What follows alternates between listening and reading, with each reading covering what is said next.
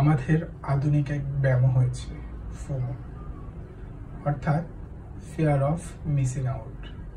সবসময় নিজেকে হতাশাগ্রস্ত রাখা, সবসময় মনে করা ইস আমি মনে হয় খুব দারুণ একটা অপরচুনিটি মিস করে ফেললাম।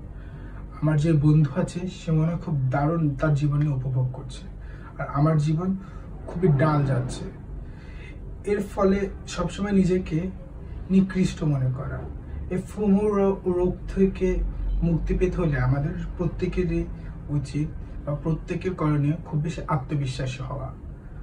একজন আত্মবিশ্বাসী মানুষই তার জীবনকে যে কোনো মুহূর্তে জীবনের টানাপোড়েনের মধ্য দিয়েও সফলতা অর্জন করতে পারে এবং নিজে প্রতিষ্ঠিত হবেই।